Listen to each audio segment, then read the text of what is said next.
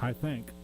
Anyway, so what did you think about wearing a beret instead of the traditional baseball cap? John F. Kennedy was able to get that approved for us. We had one of his aides. We were able to contact him and let him know that we needed to get that beret approved.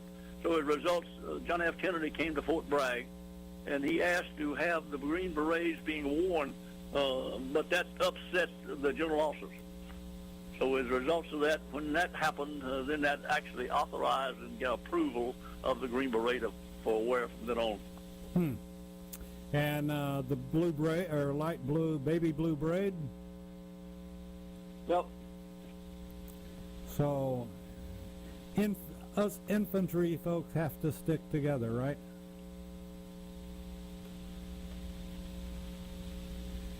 Anyway, going on. What do you think of today's military? Back when you were in, we still had part of the draft, and then we started the lottery, correct? Yeah, and we've got some sharp people in the military now. The only problem over in the Middle East, we have so many of those people that have 5, 6, or more tours over in Afghanistan, Iraq. I teach at Fort Bragg. I've taught up there probably over 30 times at the Special Forces School. They initially, when our book came out in 1957, they invited me up as a guest speaker just for one tour. And so when I went up and gave that talk, after that they said, we need to bring you back. So I've now been up over 30 times to teach at the Special Forces School. And the Special Forces soldiers are captains in this captain's course. And they are amazed when I cover the fact that we were robbing banks, robbing pay officers, counterfeiting money. They said, we can't do that now, and that's true, because we were trying to destroy North Korea. And yet here they are trying to put Afghanistan and Iraq and those countries back together again. Do you think we have a more attentive military than we did in the 60s? I think our military is a lot better than most people suspect. I am very impressed with our military. When I teach at Fort Bragg, it is just amazing to watch these guys operate and to understand just how sophisticated they really are, and to watch and see what kind of shape they're in. Gosh, it's just amazing to see the things that they can do this day and time at Fort Bragg. But the big problem is that we're just overusing this great talent that we have, because we just don't have enough of them.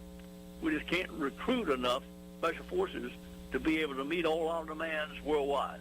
Because years ago, most of the divisions and brigades and so forth were not looking for special forces. Now all of them want special forces personnel. Well, you know, this is something that we do on every show, every military show that we do, is that whatever parents or grandparents or aunts or uncles or whoever's listening, if you have a senior in high school or a senior in college that about to graduate and they haven't decided what they want to do, we always recommend that they take a look at the military. I have a son that's in the Air Force that's stationed in Germany. He and his wife have been able to tour all of Europe, and he's done quite well in his MOS. And I'm very proud of my young son that chose to go in the military and is making a career out of it. And I expect that, I don't know if I'll see it or not, but I expect by the time he gets out, he'll have a star on his shoulder. And looking forward to that. He's done very, very well. But it's the military's, you know, everybody back in my day, in the early 60s or mid-60s, you know, we had so much conflict going on that the military was not looked at. But it's a very good paying position. It's not like what they make it out to be many times that in deployments and all this. And whether you go, it doesn't matter which branch you go into. If you're a boat jockey, you can go into the Coast Guard or into the Navy and or parts of the Marines, or as mentioned many times, is that the military, in my opinion, is the biggest fraternity and sorority in the world. And it doesn't matter what branch you serve in, if you've served, you have the respect of someone else that served. And it's a great place to be. It's a great feeling to know that you have served your country, and this is the best country in the world. And to give 2 years or 3 years or 6 years or 30 years, 20 years or 30 years, you'll be like Ben, and you'll be... I couldn't guess how many flags Ben has in his house, but I bet it's more than one. And it's a great feeling, wouldn't you concur, Ben? Yeah, one more comment on the 8240th Army unit that I was in Korea. We actually grew that unit. When I first went in, we had 300 North Korean guerrillas, partisans. When I left, we had 800 in my battalion.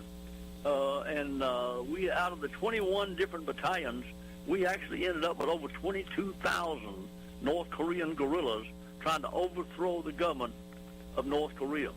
When that war ended in 1953, some of those disappeared back into North Korea. Some of them came out and went into South Korea. Some of them went to China. But we actually had over 10,000 came out and went into South Korea. Now 5,000 of those are still alive, and I communicate with them by email probably about once a month at the present time. Back in 2016, I had a total of about 4 interviews with MBN TV out of South Korea.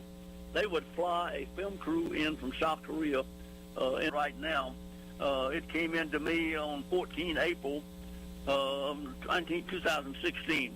It said this morning, actually on 15 August, it said this morning, TV MBN aired your 1-hour program on national TV.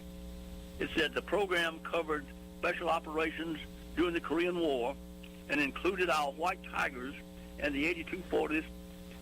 We notified all of our White Tigers to be alert, and they watched the program, and they were very impressed. This is a picture from my home TV. Thank you very much. And this is a picture where he took a picture off of his home